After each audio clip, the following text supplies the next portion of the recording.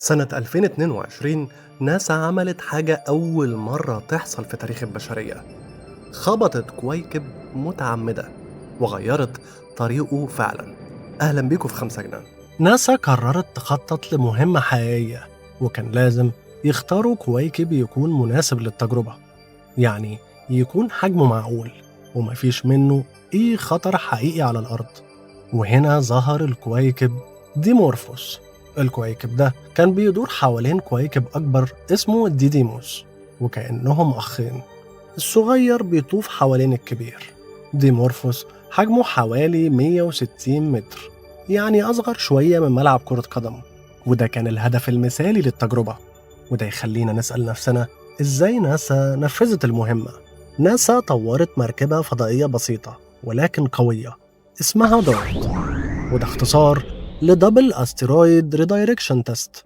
المركبة كانت حاجة عبقرية، وزنها حوالي 600 كيلو، وحملوها بأحدث كاميرا اسمها دراكو علشان المركبة تقدر تلاقي طريقها للكويكب في اللحظات الأخيرة.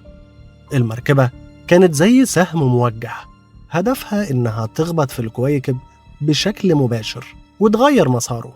وفي نوفمبر 2021 ناسا أطلقت دارت على متن صاروخ فالكون 9 من شركة سبيس أكس. المركبة بدأت رحلتها الطويلة في الفضاء اللي استمرت حوالي 10 شهور لحد ما قربت من الكويكب المستهدف.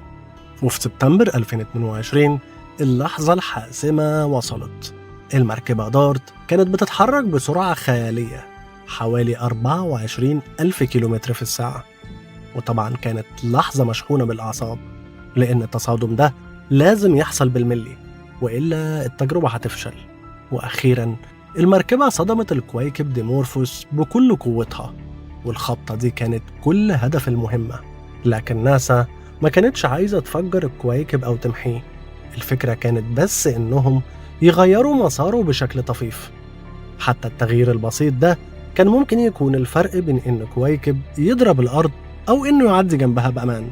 وفي مهمة دارت ناسا استعانت بحليف غير متوقع علشان يتابع ويصور لحظة التصادم. المركبة كانت مصاحبة لمركبة فضائية تانية أصغر منها اسمها ليكيا كيوب، واللي اتبعتت مع دارت من إيطاليا. والوظيفة الرئيسية ليها كانت إنها توثق اللحظة اللي المركبة دارت هتضرب فيها الكويكب. وقبل التصادم بشوية ليكيا كيوب انفصلت عن دارت وفضلت على مسافة آمنة من الحدث. ولما دارت صدمت الكويكب، ليكيا كيوب كانت بتصور التصادم من زوايا مختلفة.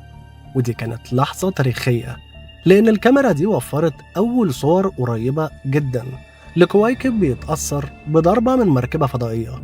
والتصوير ده ما كانش بس علشان التوثيق، لكنه كمان ساعد العلماء يفهموا تفاصيل أكتر عن تأثير الضربة على سطح الكويكب والغبار اللي طار بعد التصادم. والصور اللي رجعت بيها ليكيا كيوب كانت مدهشة، وعرضت لحظات التفكك اللي حصل على سطح الكويكب بعد الضربة. بعد التصادم العلماء كانوا بيراقبوا الكويكب بعناية باستخدام التلسكوبات على الأرض وفي الفضاء، وكانت النتيجة مدهشة.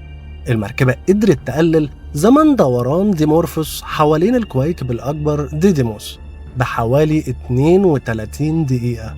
ده ممكن يبدو بسيط، لكنه في عالم الفضاء كان تغيير هائل، وده أكد إن التصادم أثر فعلا على مسار الكويكب. المهمة دي مش بس كانت مجرد تجربة، دي كانت أول دليل حقيقي على إننا كبشر قادرين ندافع عن كوكبنا من التهديدات الكونية. التصادم الحركي اللي هو فكرة إننا نخبط حاجة بحركة سريعة علشان نغير مسارها أثبت إنه ممكن يكون الحل لو في يوم من الأيام اكتشفنا كويكب فعلا جاي ناحيتنا. وأكيد الموضوع ما كانش بالبساطة دي.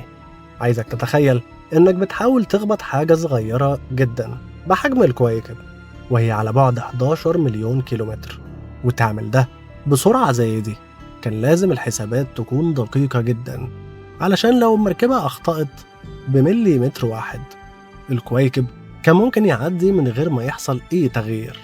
وبعد نجاح المهمة ناسا وأكتر من وكالة فضاء في العالم بدأوا يفكروا في تقنيات أكتر تعقيدا للدفاع الكوكبي.